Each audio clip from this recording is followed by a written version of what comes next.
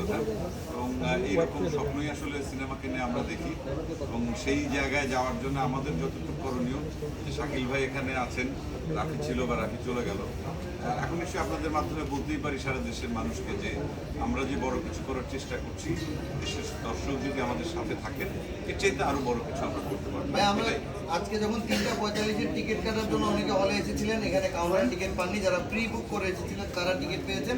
পাশাপাশি আমরা যখন তাদের সাথে কথা বলছিলাম, তারা বলছিলেন স্পেসিফিক 3টা জায়গা থেকে তারা আসলে সিনেমাটি দেখতে এসেছেন।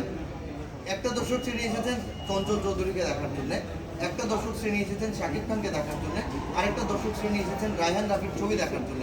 এই যে কম্বিনেশনটা আসলে তৈরি হয়েছে এবং এই যে মানুষের যে আগ্রহের জায়গাটা তৈরি হচ্ছে সিনেমা দেখার জন্য, স্পেসিফিক কারোর জন্য, তাও তো সিনেমা দেখছে। এবং ঈদের মতো একটা গুরুত্বপূর্ণ দিনে ফ্যামিলিকে নিয়ে অনেকে এসেছেন, বাচ্চা নিয়ে এসেছেন।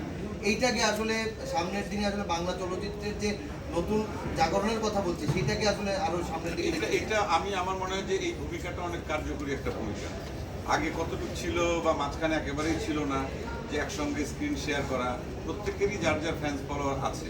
আমাদের যদি প্রত্যেকের উদ্দেশ্য হয় যে বাংলাদেশের সিনেমা শিল্প, সিনেমাকে কত বড় করা যায়, সেই ভাবনা যদি আমাদের মাথায় থাকে, তাহলে পরে বোধহয় আমরা একমত হবে এবং একসঙ্গে কাজ করবো। যেটা হয়তো রায়হান রাফি আমার মতো আরও কিছু শিল্পীকে দিয়ে একটা সিনেমাতে একসঙ্গে কাজ করিয়েছেন এবং সেটা রেজাল্ট যদি পাওয়া যায় ঠিকঠাক মতো, আমার মনে হয় কি যে ভবিষ্যতে এটা একটা মানে কি বলবো উদাহরণ হিসাবে হয়ে থাকবে এবং সেটা আমাদের বাংলা সিনেমার জন্য অনেক ভালো কিছু হবে। এই জায়গায় আমি একটু অ্যাড করতে চাই, আমি চঞ্চল ভাইকে একটা স্পেশাল থ্যাঙ্কস দিতে চাই। এটা আসলে আপনি ঠিকই বলেছেন যে এই ঘটনাটা পৃথিবীর বিভিন্ন দেশে সিনেমায় আমরা দেখতে পাই, বাংলাদেশে ইউজুয়ালি এটা দেখা যায় না। যেমন আপনারা জানেন যে আমাদের পরে একটা সিনেমা আছে দম, যেটাতে মুখ্য চরিত্রে আছে চঞ্চল চৌধুরী, তো ওইটা নিয়ে উনি প্রিপারেশনে ছিলেন। তো হুট করেই যখন আমরা অ্যাপ্রোচ করলাম ওনাকে যে শাকিব খানের তুফানে এই ক্যারেক্টারটা আপনাকে আমরা চাই, এবং চঞ্চল ভাই কিন্তু রেসপন্ড করলেন। গল্পটা শুনে উনি সাথে সাথেই উনি শুধু বললেন যে আমার একটা দিন চাই, আমি আজকে একটু গল্পটা দেখবো, দেখে আগামীকালকে আমি জানাবো। এবং ওনার রেসপন্স পেয়ে আমাদের কাছেও মনে হয়েছে যে না, এখনই সময় আসলে সিনেমাকে, আপনি যেটা বললেন যে চঞ্চল চৌধুরীর একটা দর্শক, শাকিব খানের একটা দর্শক, রায়হান রাফির একটা দর্শক, সো ওই কম্বিনেশনটাই কিন্তু আমরা ঘটানোর চেষ্টা করেছি। সো কন্টেন্ট ফিল্মকে কীভাবে কমার্শিয়ালি আমরা দর্শকের সামনে হাজির করতে পারি, সেটাই ছিল আসলে আমাদের উদ্দেশ্য।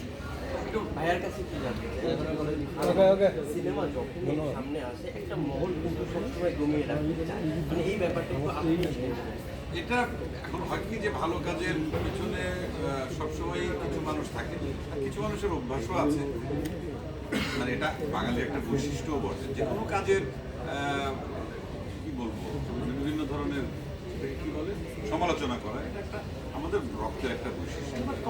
এটা ফ্যামিলির মধ্যে হয়, এক ভাই উঠতে গেলে আর এক ভাই আমার কাছে মনে হয় কি একজন আর একজনের দেখেন কনস্ট্রাকটিভ ক্রিটিসিজম তো ভালো, এটা তো খারাপ কিছু না। সো আমরা পজিটিভ দিকগুলো নিয়েই আলোচনা করতে চাই। দেখেন আমাদের তুফান সিনেমা এসছে, তো আমি মনে করি অন্যান্য যে প্রযোজকরা আছে, পরিচালক আছে, ইন্ডাস্ট্রি সবাই আছে, সবাই তো আমাকে পার্সোনালি সবাই তো আমাকে কংগ্রেচুলেট করেছে। এবং আমরা মনে করি এরপরে যে ছবি আসবে, সেটা শাকিব খানের ছবি আসুক, সেটা চঞ্চল চৌধুরীর ছবি আসুক, যার ছবি আসুক না কেন, আমরা তো মোরাল সাপোর্ট আমাদের পক্ষ থেকে। আমি সেই কথাটাই বলছি যে শাকিল ভাই আজকে যে মানে কি বলবো এরকম একটা ছবির পেছনে শাকিল ভাই বা এসবিএফ সাপোর্ট করছে, সাপোর্ট করছে, এরকম একটা কাজের জন্য নিশ্চয়ই এইরকম কাজ যদি অন্য কেউ যদি ভালো কিছু কাজ করে, সেখানেও তার মতো সে তার ভূমিকায় থাকবে, আমি আমার মতো ভূমিকা থাকবো। শুধুমাত্র বলছি না যে একটি ছবি দেখতে হবে, যতগুলো ছবি রিলিজ হয়েছে যদি কোনো ছবি দর্শকের যদি ভালো লাগে, আমরা অবশ্যই বলবো ছবিটা যদি ভালো তৈরি হয়ে থাকে। একটা ছবিতে তো আসলে সারা বছর চলে না, সারা বছর তো বছর জুড়ে অনেক ধরনের, আর সবচেয়ে দর্শকের ক্যাটাগরি আলাদা আলাদা, এক এক দর্শক এক এক ধরনের ছবি দেখতে পছন্দ করে।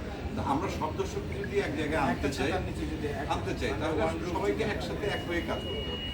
এই মানে কি বলবো ইন্ডাস্ট্রিটা সবাই মিলে তৈরি করছে, এবং আমি যথেষ্ট সাপোর্ট পাচ্ছি, এখন পর্যন্ত পেয়েছি, এবং আমি সবাইকে ধন্যবাদ জানাতে চাই, ইন্ডাস্ট্রির সবাইকে, অন্যান্য প্রযোজকদেরকে, পরিচালকদেরকে, সরকারি সংস্থাগুলোকে, তথ্য মন্ত্রণালয়কে, এবং যারা যারা সংযুক্ত ছিল সবাইকে ধন্যবাদ জানাতে চাই। এবং এসবিএফ এবং চরকি যেভাবে আমাদেরকে সাপোর্ট করছে, আপনারা দেখেছেন যে সোশ্যাল মিডিয়াতে প্রতিটা কন্টেন্ট দর্শককে পৌঁছে দেওয়ার দায়িত্বও কিন্তু আমাদের। সো সেইটা কিন্তু আমরা সাকসেসফুলি করার চেষ্টা করেছি আপনাদের সবাইকে ধন্যবাদ। সাকিব ভাই আরেকটা কথা